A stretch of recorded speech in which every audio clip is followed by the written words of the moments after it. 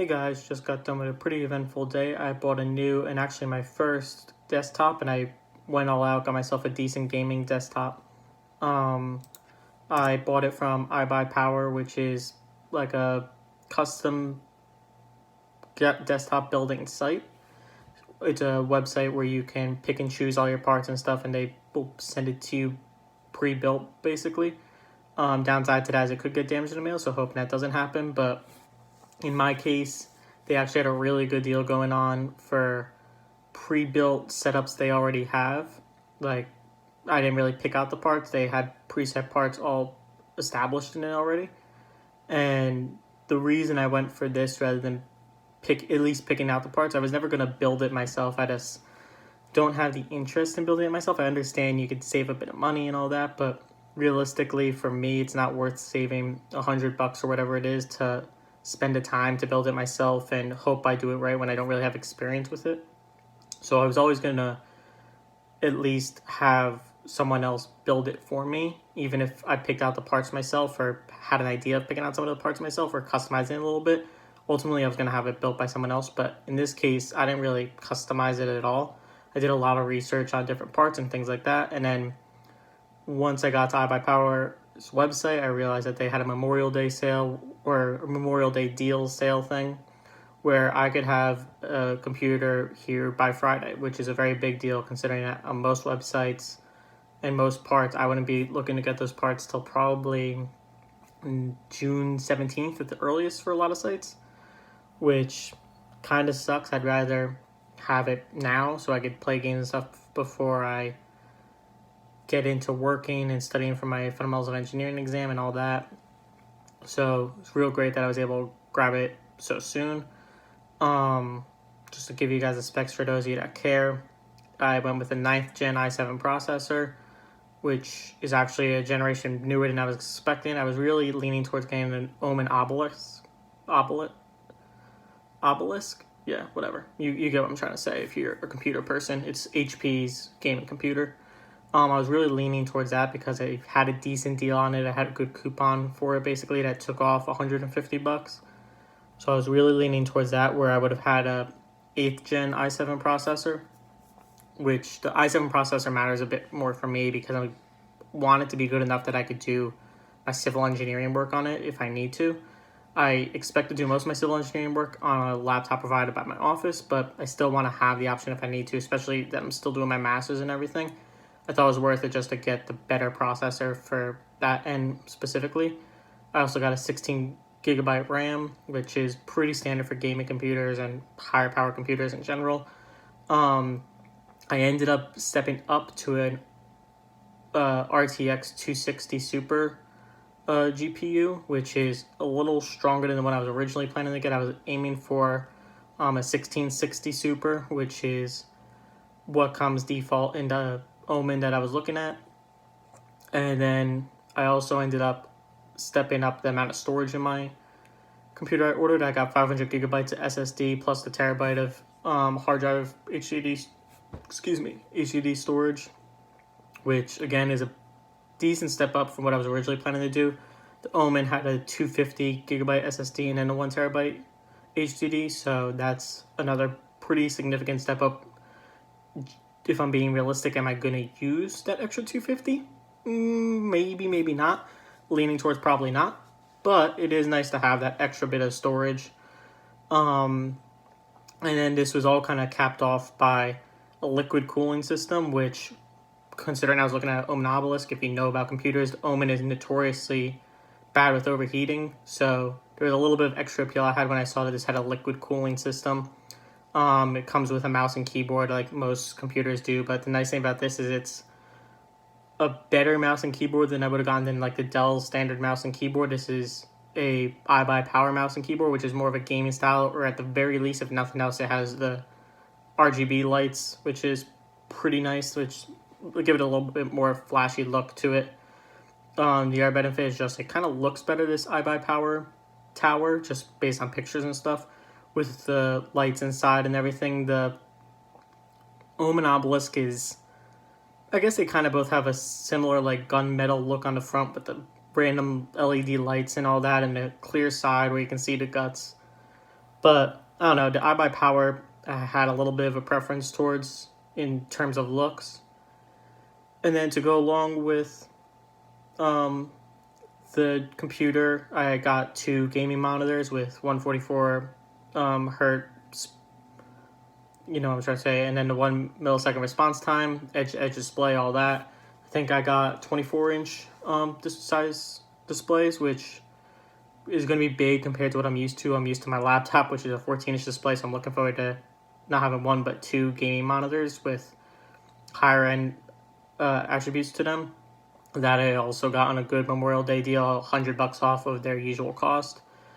So when everything was said and done, it ended up being a pretty pricey setup. It was about 1,700, I want to say, maybe closer to 1,600. Which, if you know your computer stuff, it's really not a terrible deal with the monitors for it to be 1,600.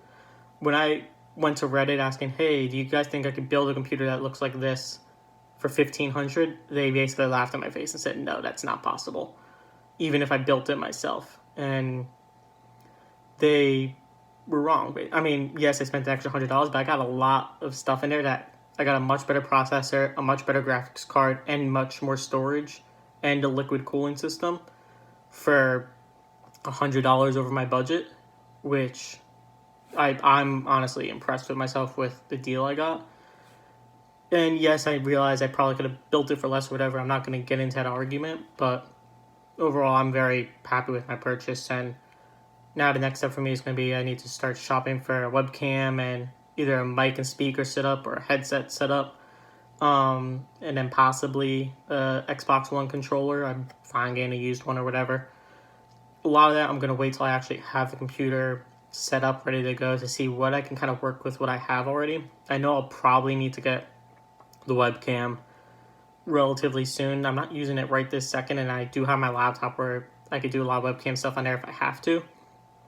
But I would like to get the webcam sooner rather than later, so I have the option of converting completely over to my desktop. The Xbox controller isn't an urgent thing at all. I'm used to mouse and keyboard gaming.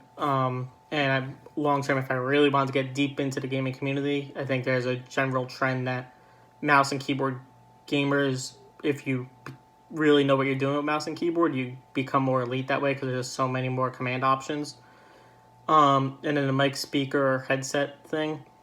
Ultimately, I'm leaning towards.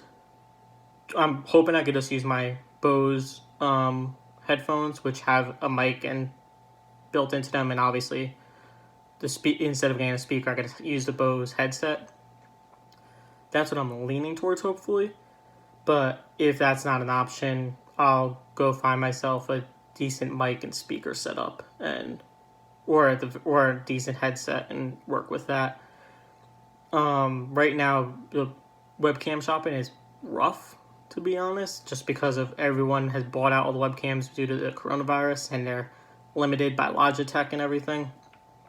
So I'm really hoping to find something. I'm trying to decide whether I just want to go for anything that functions right now, or spend the money and get a decent one in case I do decide to start streaming or anything like that. Leaning towards spending the extra $50 or whatever to get a decent one, maybe $70 depending on how decent a decent one is for me. And yeah, that's pretty much it. I'm really, really looking forward to having an actual desktop. I haven't been able to play games on a desktop since high school, basically. In high school, I had a Mac, which, as you may know or should probably know, is terrible for gaming. And then before that, I had the family desktop, which was a very, very basic computer, and the only gaming I did was online gaming. It was nothing. I wasn't playing Modern Warfare or anything like that on a computer. Ultimately, I was planning to wait until later in the summer to buy this, or at least after I got my laptop from work, to see how much of that I could use without taking advantage of the fact that it's my work laptop. But as I was shopping around for deals, this kind of just fell into my lap. Plus, my dad found out he's working from home for at least the rest of the year, if not longer. And I'm hoping to give him my laptop so he gets a little bit of an upgrade there. Picture quality Just overall, my laptop's much better than his laptop, even with my laptop being a 2013 HP EliteBook, which, for those of you that know computers, the fact that I've been dealing with a 2013 HP EliteBook, with, I think it's an i5, a 3rd gen i5 or something ridiculous like that. It's very, very old, very bulky, very clunky, but it's been good enough for college for me. Just wasn't able to download any programs for school on it. It's the equivalent of a Chromebook as far as quality goes, but a little more power and a little bit more customization if I wanted it. I'm hoping to give him this computer. With all that being said, as bad as it is, it's more than good enough for what he needs, and it has a lot more power than what he's currently dealing with, I believe. So, yeah, that's pretty much it, I guess. Next step for me tomorrow is going to be I'm going to do a deep clean of my room, see what I could do with setting up my desk a little better to prepare for 2 comparably ginormous monitors. I've only been working with my laptop, like I said, which takes up an entire footprint of maybe... Oh, hold on. Probably shouldn't do this on air, but I have the ruler right here.